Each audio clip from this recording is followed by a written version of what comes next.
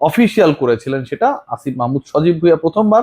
তিনি বলেছিলেন সাক্ষাৎকারে যে সাকিবকে বাংলাদেশের হয়ে আর কখনো খেলতে না দেওয়ার ব্যাপারে তিনি যেই সিদ্ধান্ত নিয়েছেন বা বিসিবিকে যেই সিদ্ধান্ত নেওয়ার ক্ষেত্রে তিনি তার সময় বাধ্য করেছিলেন, that was a very true, significant and important decision he made, তিনি এটা মনে করেন।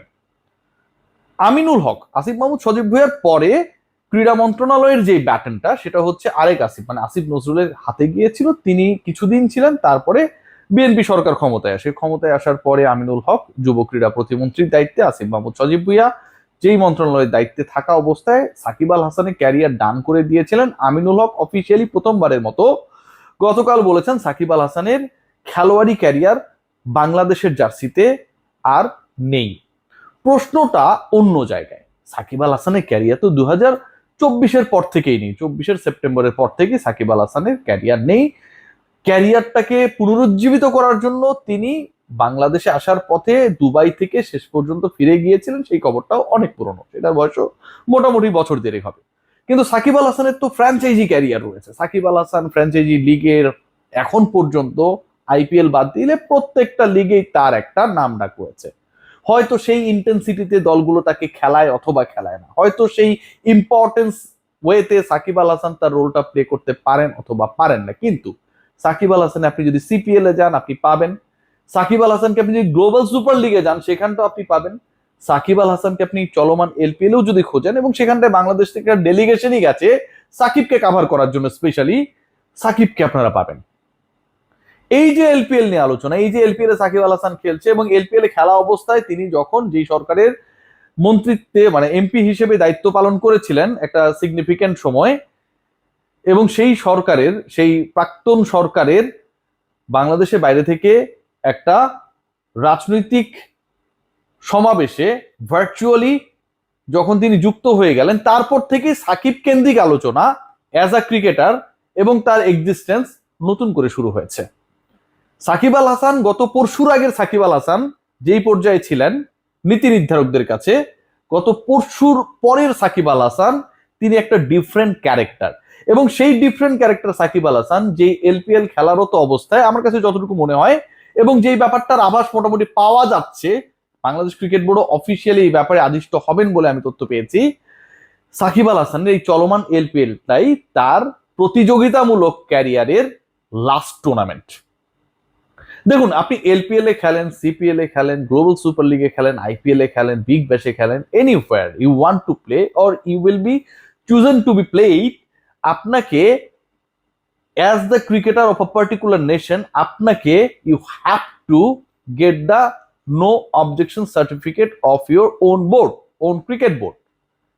আপনি বাংলাদেশে থাকেন না ভালো কথা, অথবা অন্য কোনো ক্রিকেটার ধরেন ইন্ডিয়ায় থাকে না, কেউ হয়তো জিম্বাবুয়েতে থাকে না, but as long as he is the citizen of that particular country, he has to take the NOC from his own board.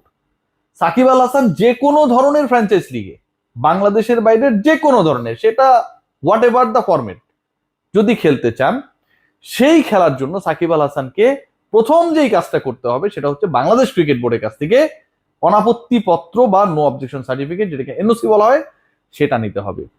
Bangladesh cricket board, Bangladesh cricket বোর্ডের যদি আপনারা লুক অ্যান্ড ফিল দেখার বা বোঝার চেষ্টা করেন, বাংলাদেশ ক্রিকেট বোর্ড মানেন আর না মানেন, এখানটা পলিটিক্যাল ইনফ্লুয়েন্সের জায়গাটা ভাই খুব স্পষ্টভাবে অতীতেও ছিল, বর্তমানেও আছে, ভবিষ্যতেও থাকবে।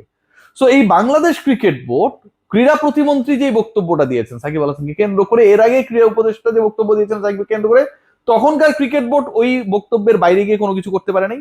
ক্রীড়া প্রতিমন্ত্রী আমিনুল হক যে বক্তব্য দিয়েছেন সাকিবের খেলোয়াড়ি যে অধ্যায় সেটা ডান ফর বাংলাদেশ, এখন এই বক্তব্য দেওয়ার পর বাংলাদেশ ক্রিকেট বোর্ড কি সেই দুঃসাহস দেখাবে যে এরপরে আরো একটা ধরেন কথার কথা দুবাই টি10 লিগ আসলো এবং সেখানটায় সাকিব আল হাসান বিসিবির কাছে এনওসি চেলেন এবং সেখানটায় নিজামুদ্দিন সুজন চৌধুরী, মানে নিজামুদ্দিন চৌধুরী সুজন ভাই, তিনি তাকে অনুমতি দিয়ে দিলেন প্রেসিডেন্ট বা ক্রিকেট অপারেশনসের সাথে কথা বলে। সেটা কি মনে হয় যে এলপিএল এর আগে যখন তারা দিয়েছিলেন কিংবা সিপিএল এর আগে তখন যখন তারা দিয়েছেন সেরকম ইজিয়ার একটা ওয়েতে আর আছে? একদমই নেই। সাকিব আল হাসানকে বাংলাদেশ ক্রিকেট বোর্ড ফার্দার যে টুর্নামেন্ট গুলো আসবে, যেহেতু বাংলাদেশ সরকারের পক্ষ থেকে একটা অফিসিয়াল স্টেটমেন্ট আমরা পেয়ে গেছি, ভালো মন্দ সেটা জাজমেন্ট যে যার মতো করে করবে, আমি এটার পক্ষে বিপক্ষে না। খেলোয়াড় সাকিবকে আমি পছন্দ করি, ভালোবাসি, স্যালুট, মানে খেলোয়াড় সাকিবকে নিয়ে প্রশ্ন তোলার কোনো সুযোগ নেই। কে পছন্দ করলো না করলো সেটাতে আমার রিয়াসাত আজিমের কোনো কিছু আসে যায় না।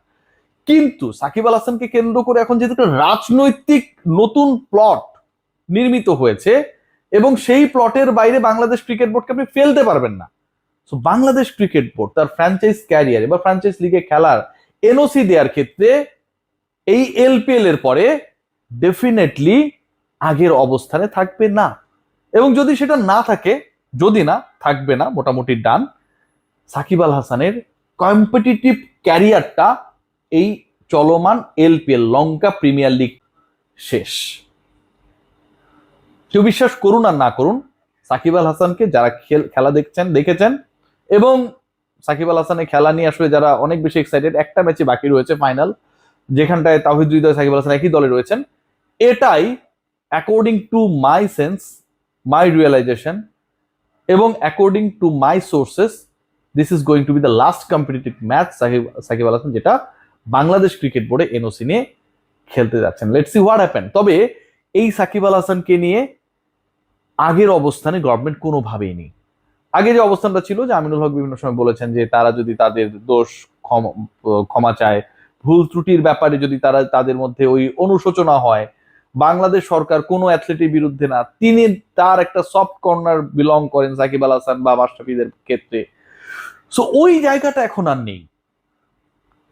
সাবেক প্রধানমন্ত্রীর যেই রাজনৈতিক সমাবেশে সাকিব আল হাসান অংশ নিলেন, আমার কাছে মনে হয় যে এই মুহূর্তে যেই গভর্নমেন্ট রয়েছে এবং এই মুহূর্তে বাংলাদেশে যে বিরোধী দল রয়েছে অ্যাজ ওয়েল, তারা মনে করেন যে this Shakib is a different character, এবং এই Shakib he could be a threat in the upcoming future politically for them as well. এটা আমার রিয়েলাইজেশন, আমার অবজারভেশন, সেটা নাও হতে পারে।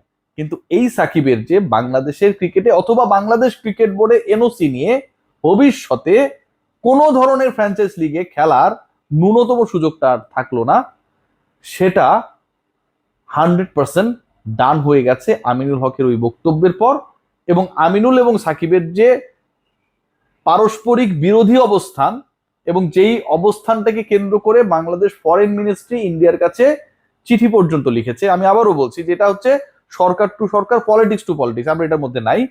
কিন্তু এই দুইয়ের গ্যাঞ্জামের কারণে যে ধরনের গুবলেট পেকেছে এবং মুখোমুখি অবস্থান তৈরি হয়েছে Shakib Awami League versus Aminul BNP and others, এটা ভাই এই আইস ব্রেক করে সাকিবের কোনো ধরনের কম্পিটিটিভ ক্রিকেটে বাংলাদেশের নাগরিক হিসেবে খেলা right now impossible. Let's see what happen.